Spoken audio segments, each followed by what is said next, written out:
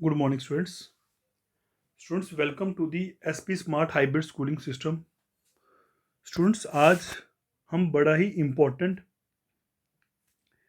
Thing discuss करेंगे, that is कि बहुत सारे बच्चों को ये कन्फ्यूज़न है कि सर सीए कैसे बना जाता है। If you want to become CA, तो what is the procedure to become CA? क्या प्रोसीजर है सीए बनने का? तो आज मैं आपको इस वीडियो लेक्चर में पूरा डिटेल में बताऊंगा कि सीए अगर आप बनना चाहते हैं तो आप कैसे सीए बनेंगे। तो क्लास 10th के बच्चे भी जो आगे कॉमर्स स्ट्रीम लेना चाहते हैं, तो अगर वो चाहते हैं कि सीए के लिए प्रिपेयर करें खुद को, तो कोशिश करें कि आप कॉमर्स लें। ऐसा नहीं है कि आपको सिर्फ कॉमर्स लेके ही सीए बन सकते हो। मेडिकल, नॉन मेडिकल, आर्ट्स वाले बच्चे भी सीए का एग्ज़ाम, सीए फाउंडेशन एग्ज़ाम दे सकते हैं। मगर कॉमर्स वालों के लिए थोड़ी सी एज हो जाती है कि उन्होंने ऑलरेडी अकाउंट्स, इकोनॉमिक्स पढ़ी होगी, तो उनको थोड़ा बहुत बेनिफिट मिल जाएगा। तो अगर आप क्लास टेंथ में हैं और आप सीए बनना चाहते हैं, तो आपको कॉमर्स विद मैथ्स ले लें। अब ऐसा नहीं है कि मैथ्स नहीं होगा तो सीए नहीं कर सकते, पर मैथ्स आपको हेल्प दे देगा सीए फाउंडेशन में। सो कॉमर्स विद मैथ्स हम लें तो हमें ज़्यादा सूटेबल है कि हमें आगे जो सीए फाउंडेशन में प्रॉब्लम नहीं आएगी। मगर अगर आपने मैथ्स नहीं लिया हुआ है, तो वहाँ पे मैथ्स भी इतना हाई लेवल का नहीं होता है, एक बेसिक लेवल का मैथ होता है। तो अगर हमने मैथ्स नहीं लिया हुआ तब भी चलेगा। तो medical, non medical, arts, commerce, कोई भी बच्चे सीए फाउंडेशन का एग्ज़ाम दे सकते हैं। अब आपको सीए बनाएगा कौन? आईसीएआई। आईसीएआई मीन टू से institute of chartered accountants of India. ये आपको सीए बना सकता है। ठीक है।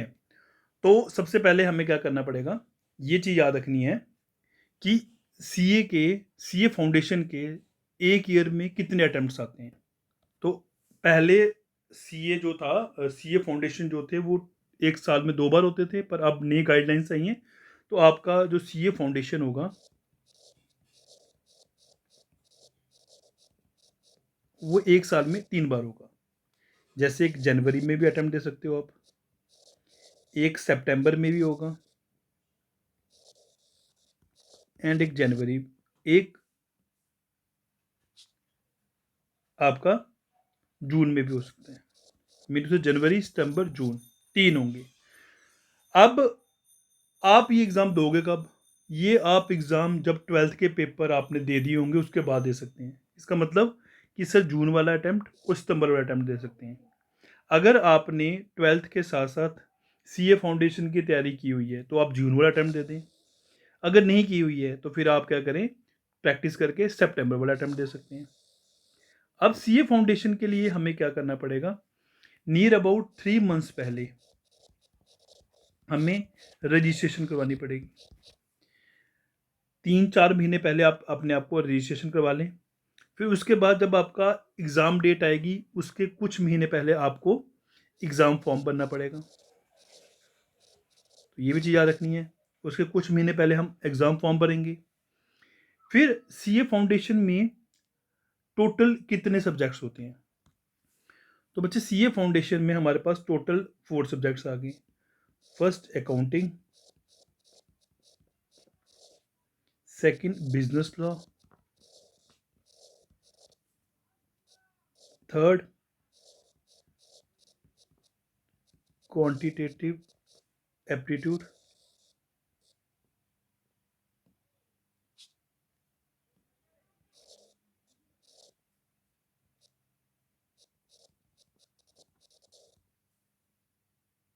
And fourth one business economics.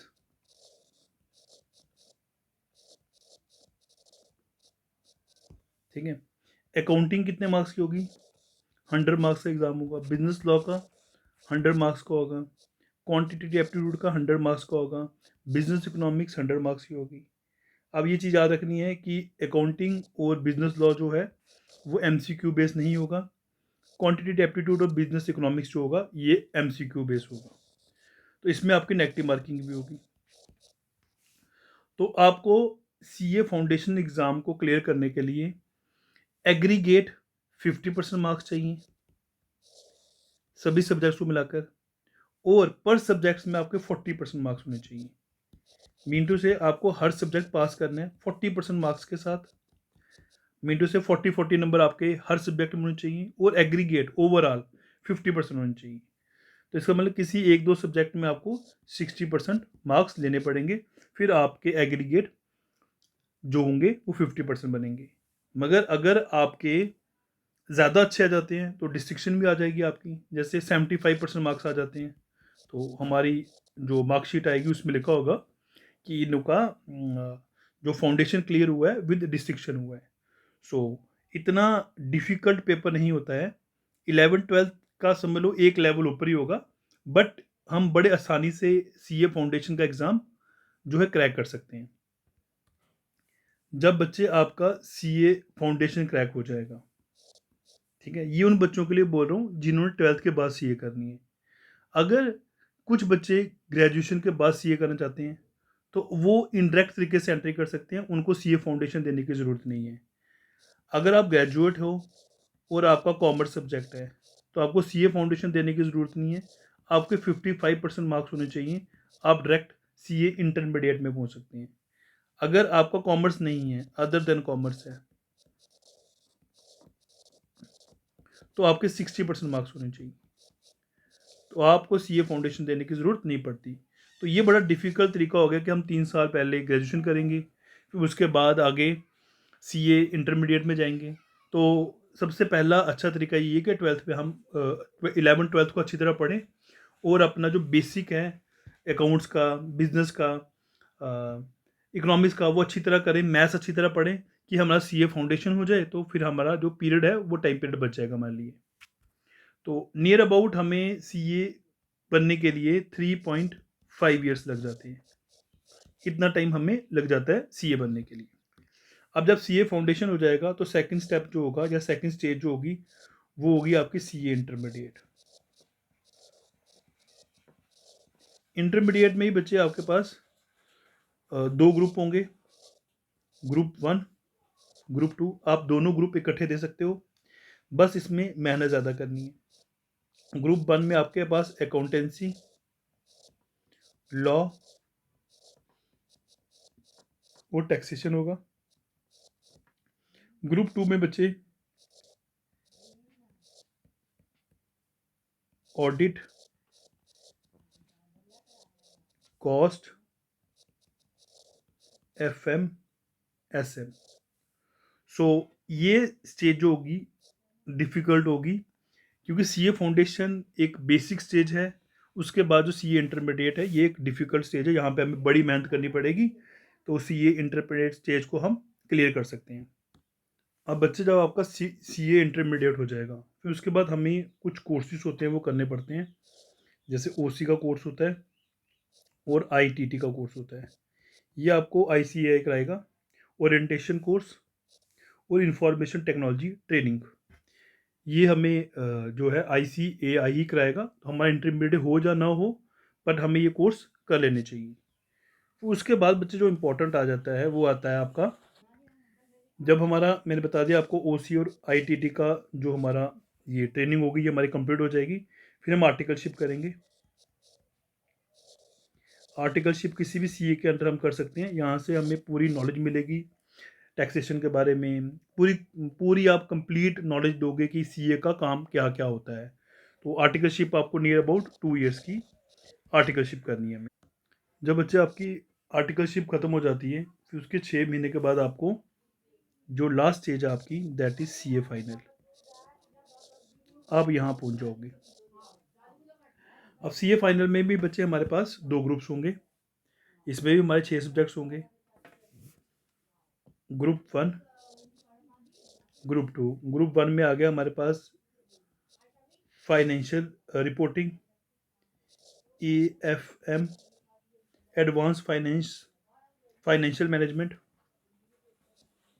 और ग्रुप 1 का थर्ड सब्जेक्ट जो होगा ऑडिटिंग। ग्रुप 2 में आ गया हमारे पास डायरेक्ट टैक्स, शॉर्ट फॉर्म लिख रहा हूँ, indirect tax and integrated business solutions.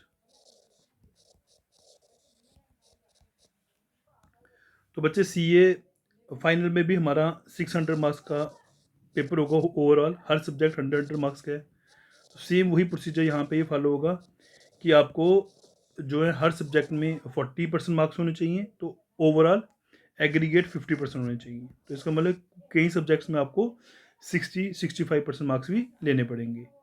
तो सेम इसमें भी हमारा सीए इंटरमीडिएट में भी आपका 600 नंबर का पेपर होगा, 600 का होगा, हर सब्जेक्ट में 100 मार्क्स होंगे।